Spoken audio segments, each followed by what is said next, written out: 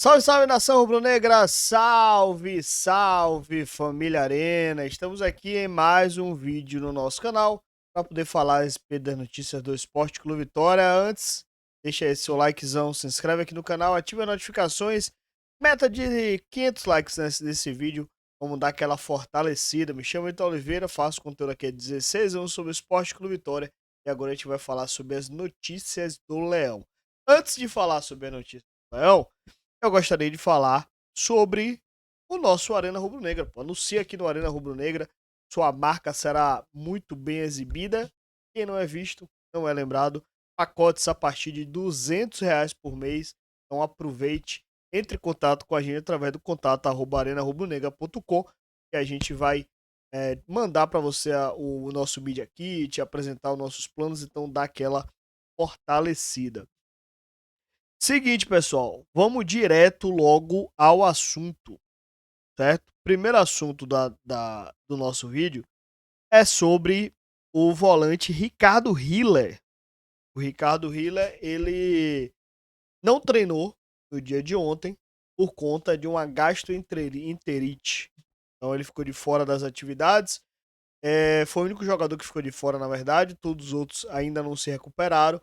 Por outro lado, o William Oliveira é opção, treinou normalmente com o grupo, vai para o jogo diante da equipe do Flamengo, é a grande novidade. De resto, dos lesionados, todo mundo segue fora com o Matheusinho fazendo transição ainda, mas ainda longe de jogar. Cauã também deu volta no gramado ontem, hoje repetiu de novo a mesma atividade. O Jamerson até foi para campo, só que ficou fazendo trabalho de fisioterapia, porque a questão do Cauã foi somente a fratura de tornozelo. Já o do Jamerson tem fratura e ligamento. Então, por conta disso, o Jamerson demora um pouquinho mais, mas a recuperação dele segue em ritmo, inclusive acelerado. Então, vamos aguardar. Mas a grande novidade foi que o Ricardo Reis ficou fora ontem. E aí, eu vou mostrar no campinho é, qual pode ser o provável vitória para enfrentar a equipe do Flamengo. O jogo será disputado na segunda-feira. Vitória já viaja para o Rio de Janeiro na segunda-feira. Na segunda não, no domingo, na verdade. Segunda-feira é o jogo, né? Já viaja no domingo. E aí a gente vai conversar sobre algumas possibilidades do que o Vitória pode escalar no jogo de segunda-feira. Vou colocar aqui um campinho pra gente bater um papo, começar a bater um papo a respeito desse time do Vitória. Bom, aqui é a base. É o que eu imagino que o técnico Carille pode fazer, que é justamente sem. Aliás, tá faltando uma peça aqui, que é a do Zé Marcos. A gente vai conversar sobre ele, sobre as possibilidades dele. Deixa eu botar o Zé Marcos aqui, daqui a pouco ele volta de novo pro campinho. Olha aqui, daqui a pouco ele volta. Bom, esses aqui são jogadores que o Vitória hoje tem disponível, além, obviamente, do Zé Marcos. De ré, aqui não tem muito mais para onde fugir. Você tem opções do Canta La Piedra, pode ser uma opção para esse meio de campo. De resto, não tem muita novidade, né? Romarinho, Mateuzinho ainda continuam lesionados, Claudinho e Cáceres também. Cáceres só deve voltar em setembro, Claudinho tem possibilidade de voltar diante da equipe do Atlético Mineiro, mas é pouco provável, é bem provável que volte diante do Fortaleza após a parada da data FIFA. E os outros lesionados, a tendência é que se repita esse padrão. Então, o time que o Vitória tem hoje é esse. Arcanjo, Lucas Braga, para lateral direito você tem Lucas Braga ou Paulo Roberto. Aqui, se ele não colocou se ele não colocou Paulo Roberto diante de Juventude, contra o Flamengo que não vai colocar. Por isso que eu nem cogitar aqui a possibilidade de Paulo Roberto. Então ele tem Lucas Braga, pra zaga ele tem o retorno de Zé Marcos, tem o Lucas Halt e tem o Edu. Lateral esquerdo, Ramon, ele não vai colocar o Michael Jesus. Aqui pro meio de campo, ele tem o Ricardo Hiller, o William Oliveira e PP. O Ronald para ser esse meia ou até segundo atacante. Eric, Canta La Piedra, Renato Kaiser e Oswald. Então ele tem basicamente isso aqui. O que é que ele pode fazer para esta partida em especial? Ele pode, por exemplo, trabalhar com uma formação desse tipo aqui, ó.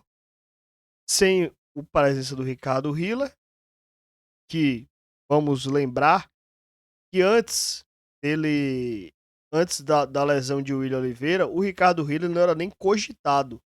Era totalmente reserva. Ele pode colocar um time com essa formação aqui. Ele tendo a linha com 3 zagueiros, já que tem a volta do Zé Marcos, ele vai ter uma defesa mais consistente. Lucas Braga e Ramon de alas, William Oliveira e PP por dentro, Canta Piedra e Ronald com Renato Kaiser. Aqui você pode pensar de repente tirar um PP, recuar Ronald, colocar um Eric, é uma opção. Ou tirar um Eric e colocar o Oswaldo, ter o Canta pelo lado direito, o Oswaldo pelo lado esquerdo, é outra opção. Então, eu acho que seria o esquema mais equilibrado defensivamente. A outra formação é você tirar o Lucas Braga, já que você vai ter de volta o Lucas Braga, ou se você vai ter de volta o Edu, o Zé Marcos, então você pode montar uma formação com esse tipo aqui. Cadê o PP? Aqui. Pronto. Você pode ter uma formação com esse tipo aqui. Você ter Edu de lateral direito, o PP, o William Oliveira, Ronald, Oswaldo, Cantalapiedra e Renato Kaiser. É uma outra possibilidade de formação, ou seja, ele pode ir com 3 zagueiros, como ele também pode ir com o 4-2-3-1. É o que dá para fazer diante de um elenco tão desfalcado. Mas enfim, comenta aí o que é que você acha e vamos tratar de mais um assunto neste vídeo, que é a respeito do volante Dudu. O Dudu recebeu a proposta do Atlético Goianiense. Ele já vinha sendo soldado. Além do Atlético Goianiense, tem outros times de Série B que têm interesse na contratação do Dudu, mas o Atlético Goianiense foi aquele que avançou realmente para a proposta. Qual é o cenário que se desenha? Vitória e Atlético Goianiense já tem uma parceria, entre aspas, de jogadores emprestados. O Leonardo, no começo do ano, foi lá para o Atlético Goianiense, depois foi para o Criciúma. O Gabriel Baralhas, hoje do Vitória, foi emprestado pelo Atlético Goianiense. Lembrando que, assim, embora o Baralhas tenha disputado a temporada passada pelo Internacional, que a parte dos seus direitos econômicos fixado ao Internacional, mas a maioria dos seus direitos econômicos está ligado ao Atlético Goianiense. Então, ele é emprestado pelo Atlético Goianiense. Então, o Atlético Goianiense já emprestou o Baralhas ao Vitória e agora o Atlético Goianiense tem interesse no Dudu. Conversei com o Lucas Ossafa, na verdade, que é setorista lá do interior paulista, competentíssimo, e ele me explicou mais ou menos a situação.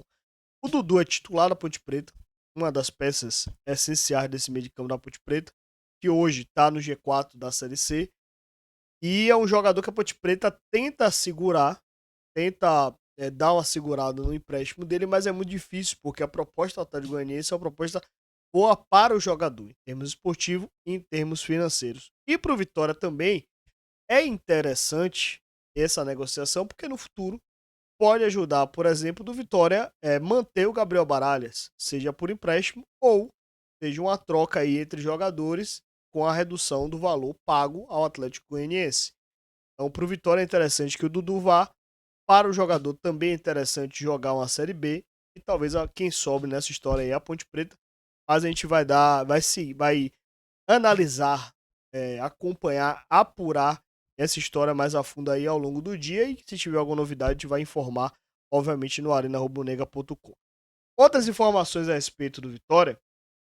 Ontem o Vitória foi julgado no STJD a respeito dos cânticos homofóbicos. O Vitória tentou reduzir a pena, acabou fracassando na missão e vai ter que pagar o valor de R$30 mil por conta dos cânticos homofóbicos. A Wagner Leonardo, isso aí você já sabia há muito tempo, certo? Então, o Vitória acabou fracassando a respeito dessa situação.